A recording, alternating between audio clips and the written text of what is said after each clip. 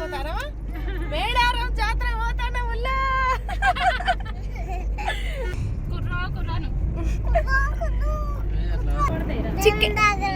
దేవుని దగ్గరకా ఏ దేవుడు రా అక్కడికి.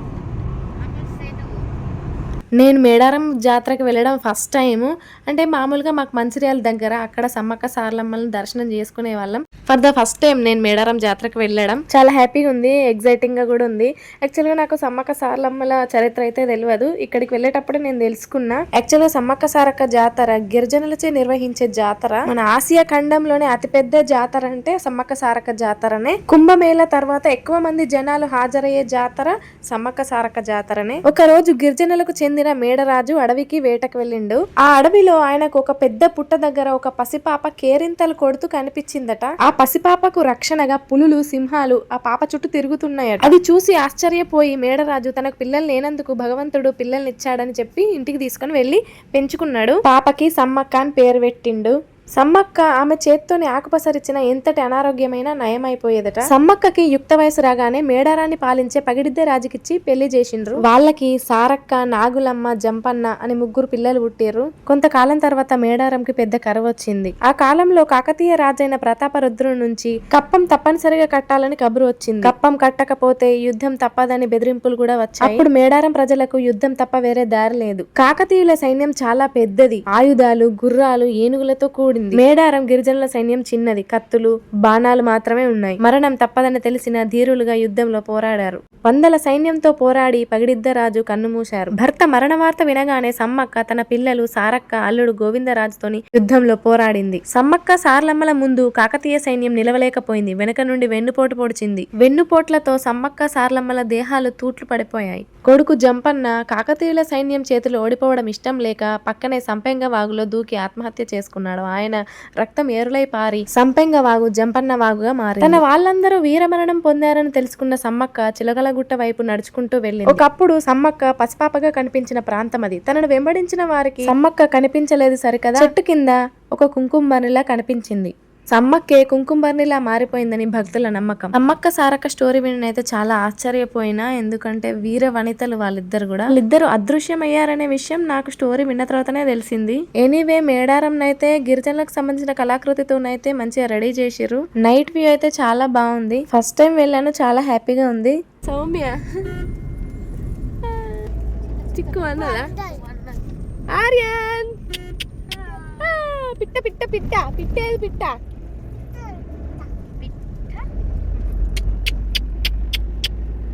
అప్పా బా అప్పాలు తింటారా? అప్పాలు తింటావా చిట్టల్లి? సౌమ్య అప్పాలు తింటావా? అప్పాలు తెచ్చుకున్నావు సమ్మక్క జాతర తినుకుంటావా మరి టైం పాస్. దగ్గరకు వచ్చింది మేడారం వచ్చింది.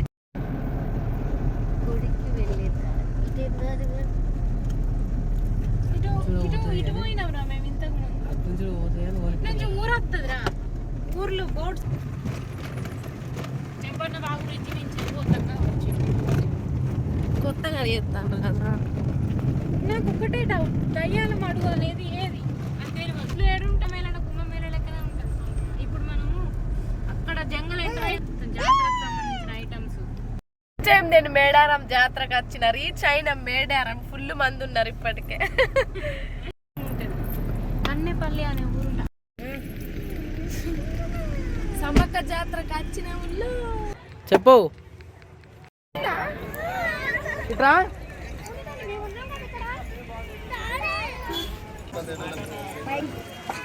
దేవుళ్ళు వచ్చి అట్లా బాగులనే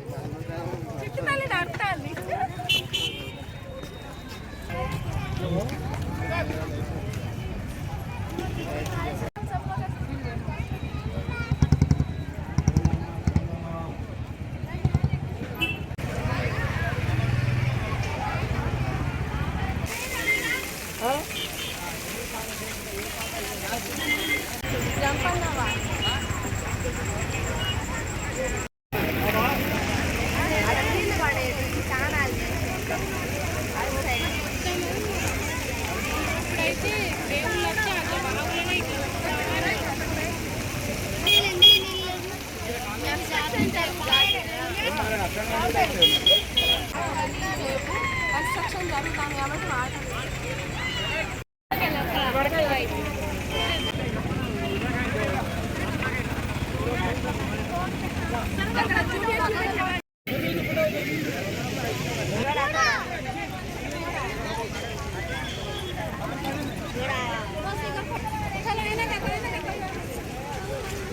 కింద బ్రిడ్జ్ బ్రిడ్జ్ కింద నీళ్ళు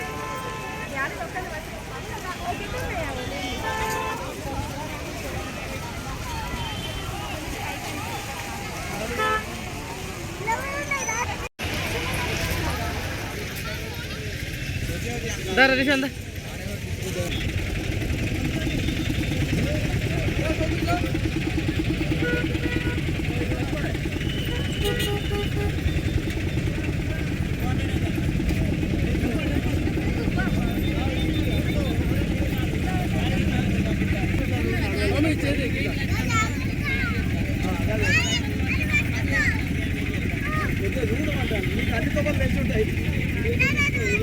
బట్టు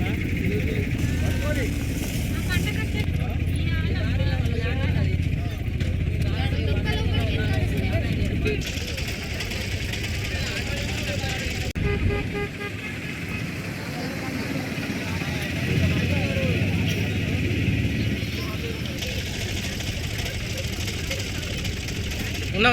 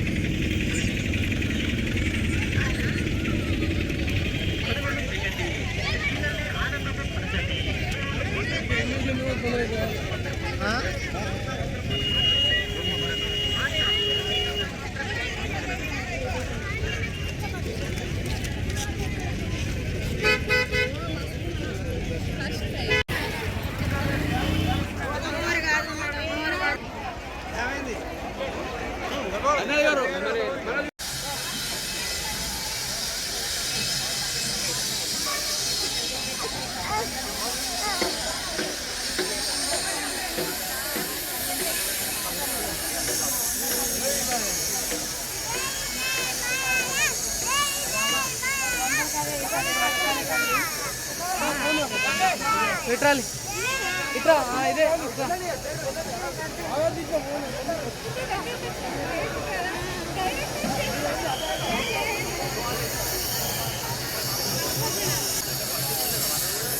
చెప్పు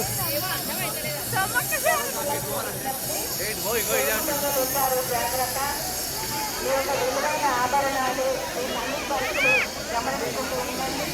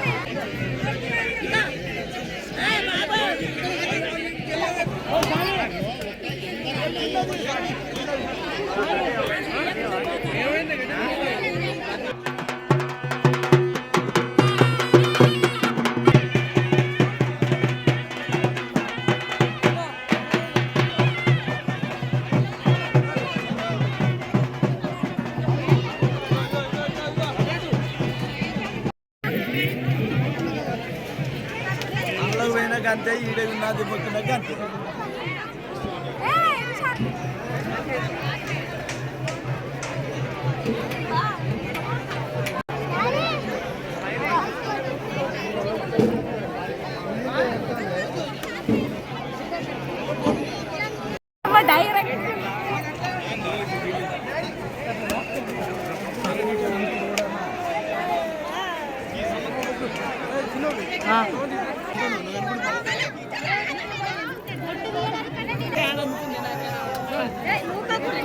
చిన్నోడు సవంతి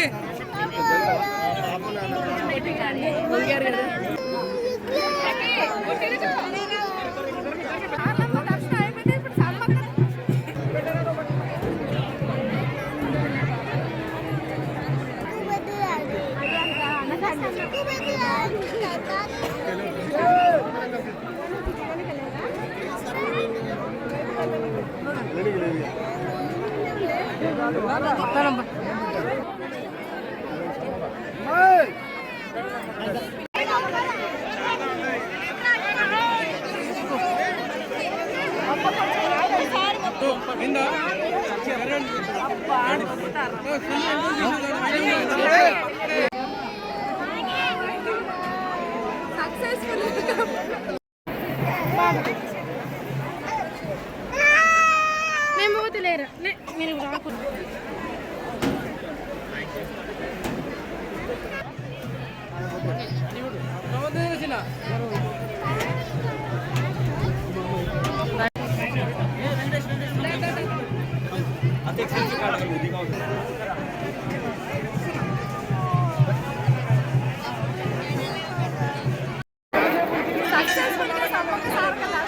చాలా హ్యాపీ దగ్గర దర్శనం చేసుకున్నాం ముట్టుకున్నాం టచ్ చేసిన ఫీలింగ్ చాలా హ్యాపీగా ఉంది.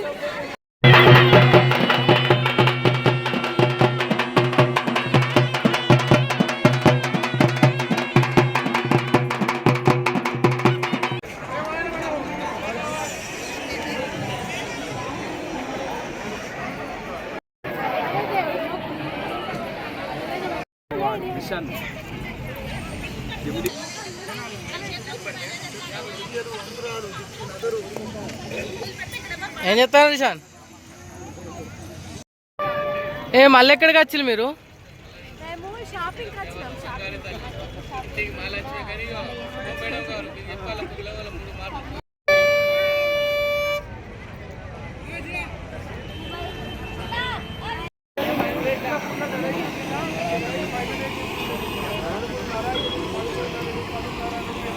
అది అవుతురా?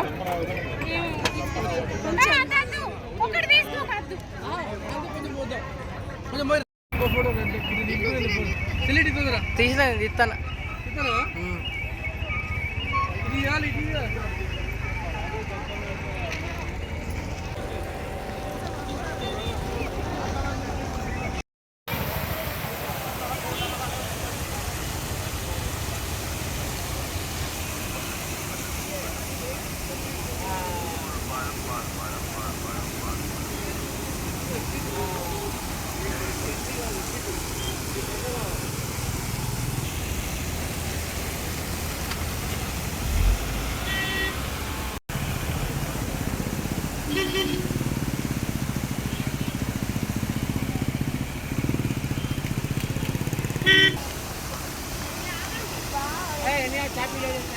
మొత్తం తీయాలి.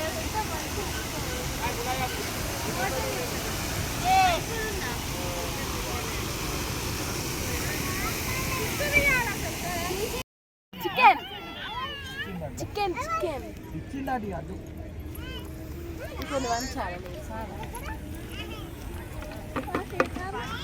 చికెన్ చికెన్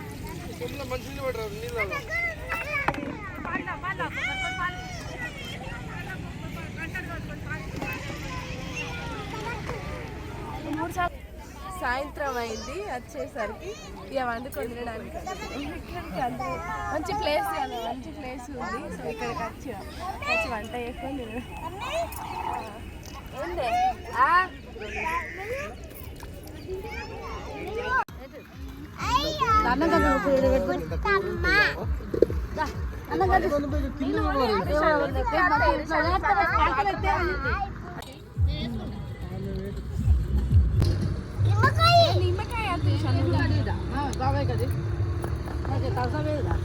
ఏంది స్వామికి